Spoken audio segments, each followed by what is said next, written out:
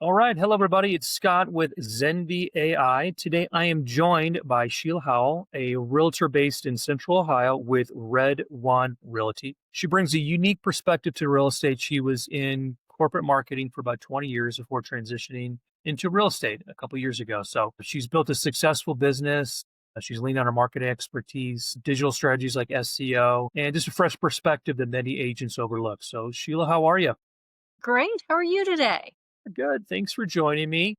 I know I wanted to start with something that I know we were chatting before this call about the imposter syndrome. And I know it's something that so many entrepreneurs feel. They don't really talk about it, but I think it's so important because anybody that started a business has felt like this. So I wanted to kind of get your thoughts on how do you deal with imposter syndrome? How do you deal with it now, but also when you first started your business? Sure. So, after having more years in corporate marketing than I care to admit, getting my license, I really felt like, well, one, I was a newbie, but I truly had imposter syndrome because everyone in my sphere knew me as a marketer. They didn't know me as a real estate agent. And so I really struggled with that. And I was hesitant to put things on my Facebook page about being in real estate. And so one of the things that I did is I very quickly joined a mentorship program, which was incredibly beneficial for me. So, I surrounded myself with people that I knew that if I had an issue, I could go to and get help. So that was number one. And then, you know, but that certainly wasn't enough. So I surrounded myself with people that, know all the things that I didn't know at the time.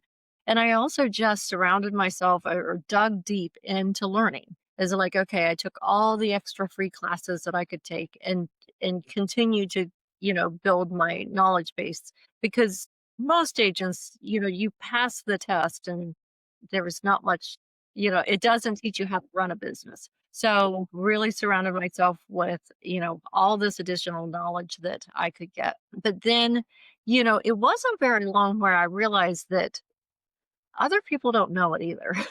you know, and so because like what the average agent, like 70% of agents don't have a transaction every year in a year. So, it's like, okay, if I have one transaction, I have more experience that year than 70% of the other agents. But just knowing that I had someone that I could lean into to get those questions answered. But it's not always about being the most experienced. It's also about being the most dedicated, curious, being able to give your client the attention that they deserve. Like I said, it's not all about the experience. There's so much more that goes into it, and then, of course, running a business is, there's all of these other pieces and parts. It might not be the transaction that you feel like you're an imposter on, but you might feel like you're an imposter on the marketing or the finances. So you just kind of have to work through it and surround yourself with smart people. Agree. Yeah, there's so many different aspects to it until you've done it, you don't really understand it because you just feel like it's just this, but there's if you're not paying your bills, if you're not updating this, like those things can fall off. So it's like there's, 12 pieces to the pie. You got to make sure you're not forgetting about three of them. So I agree with you there. That's right.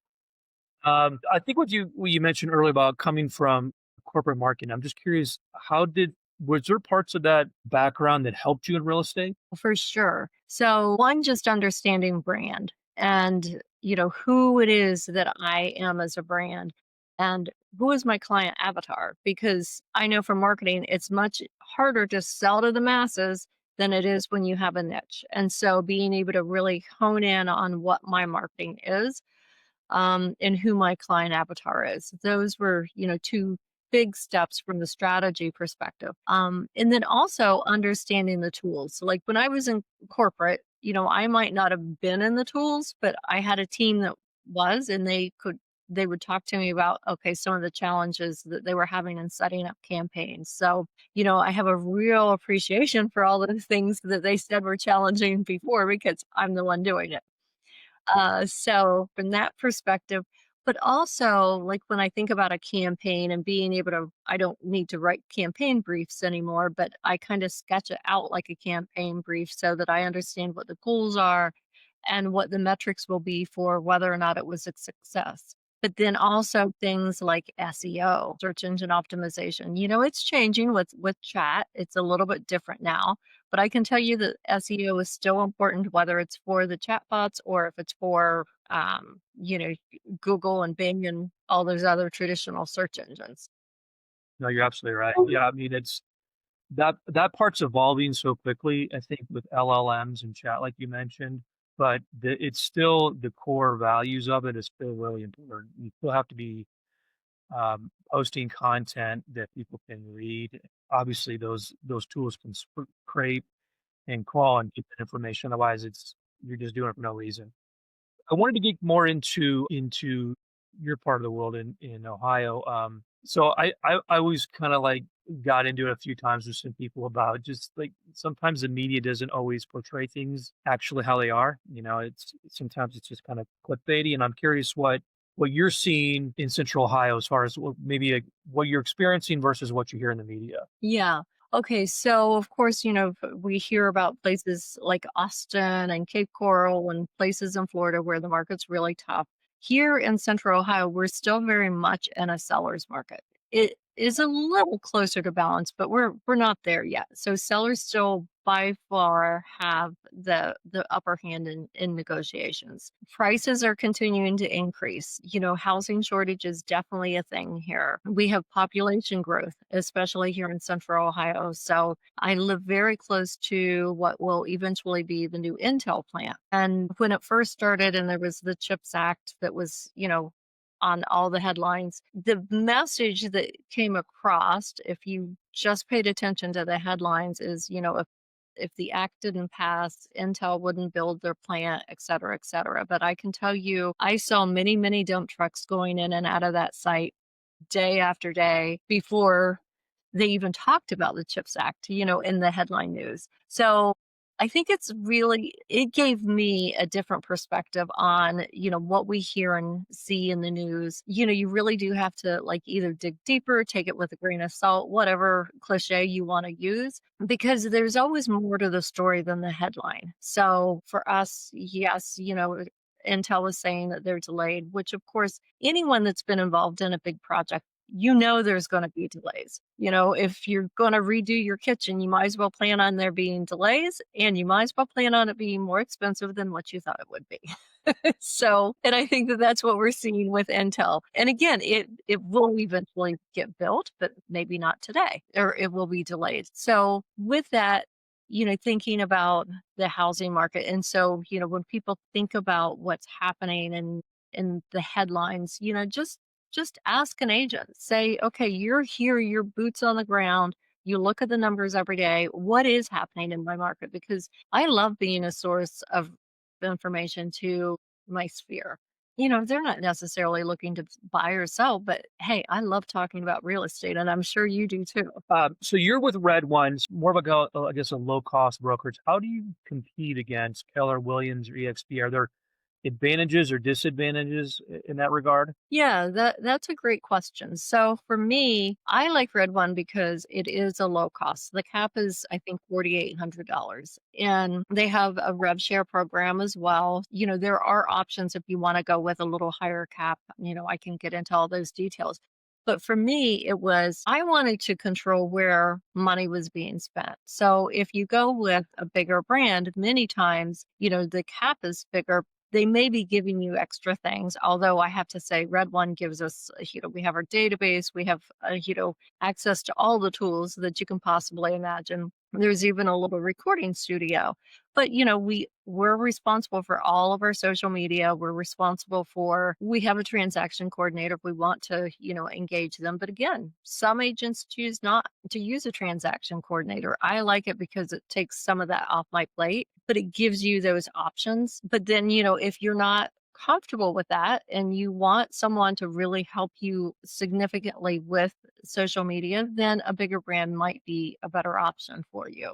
But I will say that we've got AMP, which is an agent mentorship program in Red One that agents can join. So the education's there again, if people choose to. And then, the other thing is they have boot camp, which is basically 2 days of, okay, you passed your test. Now, how do I even sign on to dot loop? Because again, they don't teach you that stuff when you're studying for your exam. And then they have a weekly class for new agents, but it's open to anyone. So I like that too. And I'm always the one that, like, I want to go sit in the classroom because I get so much more out of being with people. So that's from an agent perspective. But from a client perspective, it does become a little more challenging because a lot of people have not heard of Red One. Although in Central Ohio, we have over 800, well, in Ohio, we have over 800 agents, which is a pretty big brokerage.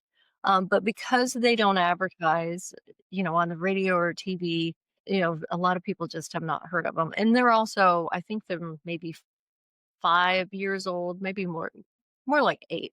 But again, Keller Williams, Remax, they've been around for much, much longer. So they do have that brand recognition. But at the end of the day, clients are not hiring the brokerage. They're hiring the agent. And so it's like, okay, but if I can get in front of the lead, I've got it. Because they understand that it's me that they're hiring, not Red One or Keller Williams. I agree. So I want to talk a little bit about marketing. For you, what has been the most effective, obviously outside of the sphere of influence, but what's been the most effective, whether it's SEO or social media, email? What has worked well for you? Well, out of the gate, Zillow worked really well for me. So, I had a lot of leads through Zillow and I worked them really hard. I've since turned off Zillow after the buyer brokerage agreement became a requirement. At first, it was easy, but now clients or leads seem to be less familiar with it. So there's more pushback about having them sign it quickly. So I've turned that off, but I do have a lot of success with Facebook. So and getting the leads through Facebook. But I do a leads campaign. So, it's basically having them complete a form. It's the quality is not always there. So you have to make sure that the ROI works and you have to be willing to pick up the phone and call. If you're just looking to build your database, then boosting through Bold Trail, which is our CRM, does really well. But there is a difference in the quality of leads, at least in my experience. It might not be that way in all markets and for all agents, but in my experience, the leads that I get through the Facebook leads are better than the ones through Bold Trail. I think you're right about that. The realtors I've spoken to echoed that as well. So the CRM tool, are you using that to nurture leads if people, if they're not ready to buy yet? I do have some smart campaigns that are running through them with Bold Trail. So I've edited them or I made them a little more specific to my voice and the way that I want to nurture them. But if I haven't set up a smart campaign, I at least have them set up on a market update. And of course, the searches through the MLS. And then I also have them set up through Bold Trail because I like the way that Bold Trail sends the message versus the MLS. Again, they don't always get the same results because you can set up a different search within Bold Trail than what I can in our MLS. So it's a little bit of a mix, but that's kind of what I've been doing. And then of course, with Bold Trail, it will tell me what I need to be doing if I, choose to actually pick up the phone and call, which I'm not very good at. Yeah, we've had some a tool that, and I think it's met with some reluctance, but it's evolving so quickly. Is like an AI, we call it AI dialer, where it Hmm. outbound phone calls for you to people. I think some people are nervous about that, but it's been effective for some people just to something that they can outsource. So I think as it continues to evolve, I think you're going to see more realtors using tools like that. Yeah, I would agree. So I haven't tried that yet. I know that there's a couple agents in our brokerage that have used it, but I really do think that AI is going to make it much better than where it is today. And then maybe I'll get on board. But right now it isn't at the level that I want it to be for my brand. So I wanted to talk to you a little bit about one of the goals of the of this podcast is to speak with people about how they've scaled their business or just kind of give advice to those that are coming up. And obviously, you had a lot of corporate experience in marketing. 2.5 years, you found success. If someone's like you that maybe has imposter syndrome, they're switching industries, what advice would you give them starting out? Keep your head up. It is a tough business. I would say it's a tough business. You have to keep going. Too many people quit right before, it's going to take off. So you have to work on your mindset, you know, every single day. So what's your mantra? What keeps you going? And it can't be, well, I want to make X number of dollars this year. That isn't going to help you get past those really tough, challenging days. So dig deep, come up with your why. Yeah, couple with your why is good. I mean, I think what you said applies to any business, really. True. It's the ones that stick with it. I mean, I can just speak from my experience. There's definitely days you're going, I don't want to do this today, but you do it. It's like you fight through it, and then you did it, and you're like, okay, I was just. It's kind of like going to the gym. It's the same kind of mentality there. Um, Exactly. That and you have to have thick skin. yeah, Because there are going to be people that don't choose you that one, you could do a better job for than what their agent that they hired. But two, it's like, I thought I had a really good relationship with you and you went with someone else. And there could be a list of reasons why. Like I've been on the flip side where I was used when I'm like, I'm really surprised that they didn't use this person. And sometimes it's because they don't want you to know all their financial information. And when you're buying and selling, that comes out. So, or it might just be that they want someone that is going to be honest with them, or they can be honest with, because maybe they feel like they couldn't tell you that hard feedback if it came up. But yeah, so thick skin is definitely a requirement. yeah, okay, that makes sense. I wanted to kind of shift back to technology and AI. Mm, So obviously, someone that has marketing experience and you've seen things have changed, obviously, a lot over 20 years. hmm Where do you see for realtors, where do you see the most opportunities or even threats for AI and technology right now? Well, I see it more as an opportunity. Because I know how much time it takes off my plate as far as writing social posts. You still have to make it your own.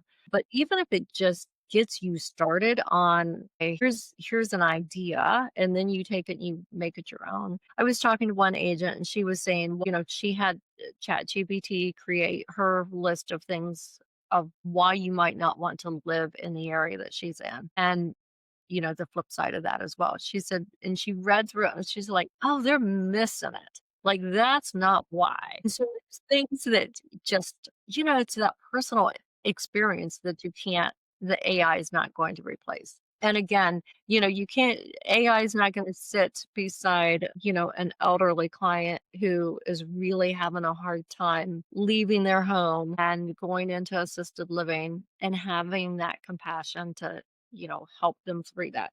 That just is not going to happen. Not unless something drastically happens really quick. But yeah, so I think from that perspective, it's just going to be, it can help us be so much more productive, but it will be a long time before I feel threatened by it. Yeah. No, I agree. I feel like for AI and what we've seen it with other agents is that it does a lot of the administrative work that takes up time that you don't really think about. But if you were to analyze your day and go, well, I wrote these emails and I did this in the CRM, I feel like the AI gets you to the front door and then you walk through the front door and you close the deal, which I think is a lot of what realtors are really good at, kind of what you alluded to before. I completely agree with that. That is fun because again, you think about the scripts that we could write, what have you, but there's no replacing us once we get in the door. And you pivot. You have to pivot based on, what's really happening with your client in the room at that moment. And I was going to ask maybe two more questions here. A question, a lot of times I speak with realtors and maybe been doing this for 5, 20 years, whatever it is, and that, but you're relatively new to it. 2.5 years is not a long time. What excites you about being a realtor, or maybe even about in Ohio that excites you about where it's going? Yeah. So what excites me is really being able to help people, because real estate is such an important part of, being a homeowner is such an important part of someone's financial wealth.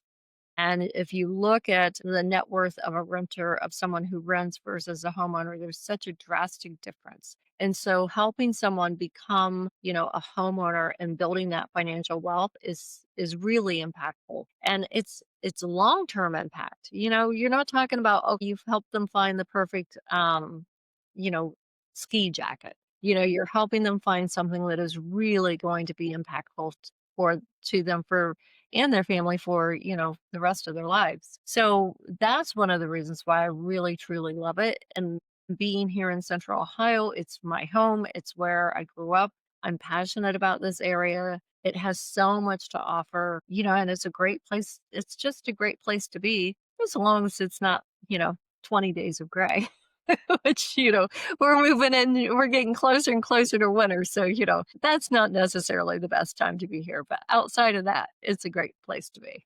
If you could wave a magic wand, and what part of your business would you want to automate? Oh, that initial call and all the follow-up with, getting someone on the phone. If I could walk in or if I could pick up the phone and know everything about that client, that lead, what they need, what their goals are, what their concerns are, that would be amazing. But that's not the way that it happens. Because to your point earlier, once you, get in the room, then you can really start to serve them. But until then, it's a lot of work, and it's a lot of follow-up and making sure that you're not forgotten. Well, thank you, Sheila. This has been really helpful. I think you gave a unique perspective on someone that has corporate experience and moving on to being a realtor. I think a lot of people find inspiration. Yeah, well, thank you for having me. It was great talking with you. You too. Thank you, Sheila. All right, thanks. Bye-bye.